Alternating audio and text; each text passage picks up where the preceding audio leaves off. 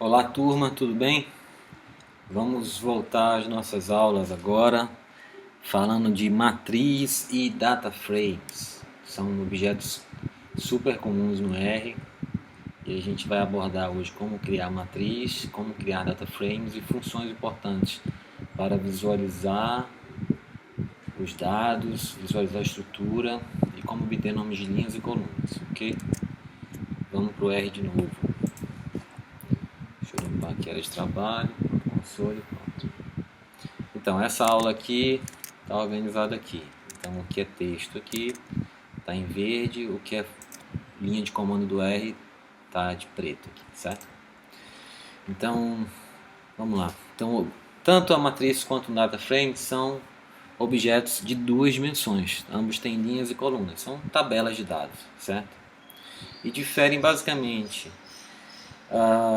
quanto ao tipo de dado que cada um aceita. A matriz só aceita tipos do mesmo dado, tipos da mesma classe. Então, ou é numérico, ou tudo é texto, ou tudo é lógico. E há várias operações matemáticas com matrizes que utilizam as matrizes numéricas. Então, só podem ser de dados numéricos. Enquanto que o data frame é como se fosse uma matriz, só que aceita dados de diferentes tipos, né? Pode ser uma mistura de texto, número, fator, dados lógicos.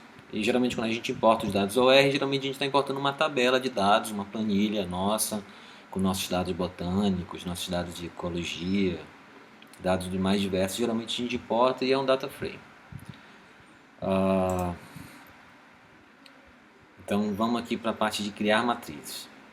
Então, como a gente sempre está recomendando, observem o help da função para vocês verificarem quais são os argumentos, o que é uma breve descrição e poderem entender basicamente o que são esses argumentos. Aqui está tudo explicadinho, tá?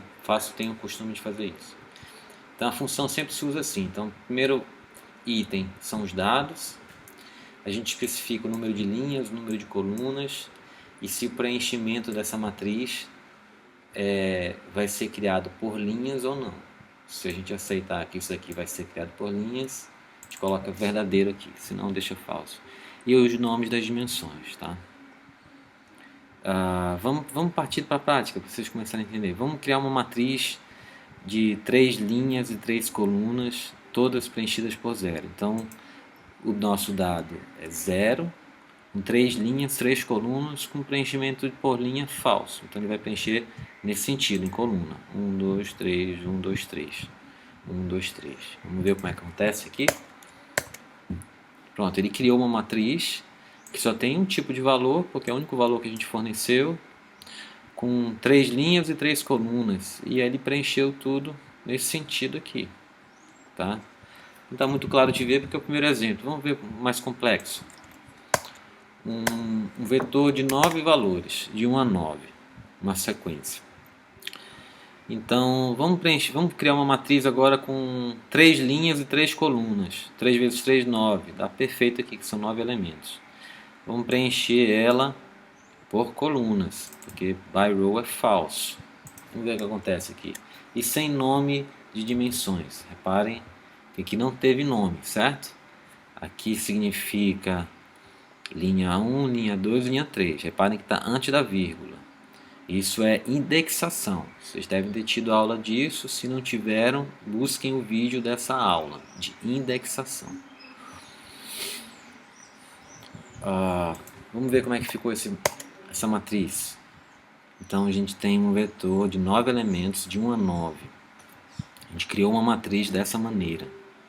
3 linhas e 3 colunas, com preenchimento por coluna, já que por linha aqui é falso. Sem nome de dimensões. Quais são as dimensões? Linhas e colunas. Então olha como é que ele preencheu aqui, ó. 1, 2, 3 por coluna. Ele começou por aqui, ó.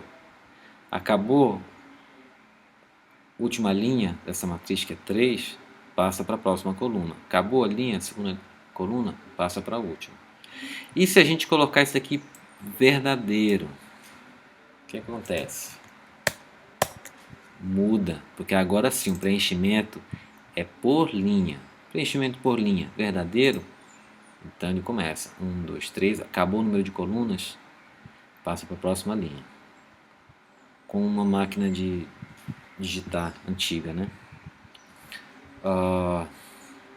Vamos agora criar uma matriz de 3x3 com valores e nomes de colunas e linhas. Então vamos definir as dimensões. Quais são as dimensões?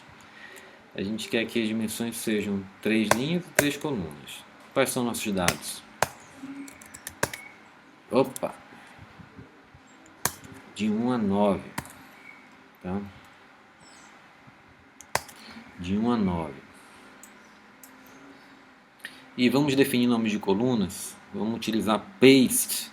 Paste é uma função super legal do R, e todas as linguagens de programação trabalham com algo similar, que é concatenar expressões, gerando um vetor de texto. Então a gente vai criar aqui nomes para as nossas colunas, nomes para as nossas linhas, usando essa função paste. O que a função paste faz? Eu dou vários elementos, vou dar vários vetores para ela, que eu tenho um vetor de um elemento só, e aqui eu tenho uma sequência de 1 a 3, porque 3 é o número dessa minha variável aqui, Nicole, então vai de 1 a 3. Olha o que ele faz. Ele junta coluna com 1, coluna com 2, coluna com 3. É uma sequência, não é uma sequência? E aí ele recicla esse primeiro vetor de um elemento só. Lembram da regra de reciclagem? E reparem que não há um separador entre o primeiro vetor e o segundo, porque a gente coloca aqui como separador vazio, certo? Vamos criar nome de linhas. Linha 1, linha 2, linha 3. Vamos agora preencher, colocar esses vetores todos em seus lugares aqui e dar um nome e criar uma matriz desse jeito. Lembre-se, a gente está criando matrizes usando essa função. Então a gente coloca o nosso vetor de dados, DD, a gente coloca o nosso número de linhas, o nosso número de colunas, preenche por colunas e dá os nomes das dimensões, tanto das linhas quanto das colunas. Reparem que esse argumento aqui é necessário que eles seja uma lista. Então a gente não pode concatenar. Aqui no help dessa função, ele pede que dimensões sejam uma lista de tamanho 2. Aqui. Então, por isso que aqui é uma lista com nome de linha e nome de coluna. Olha o que acontece. Uma matriz preenchida por colunas, com nome de colunas e nome de linhas. A gente tem funções que a gente utiliza para unir colunas ou unir linhas, e elas servem tanto para matrizes quanto para data frames. A gente pode criar matrizes, pode criar data frames desse jeito. Então vamos ver aqui, ó.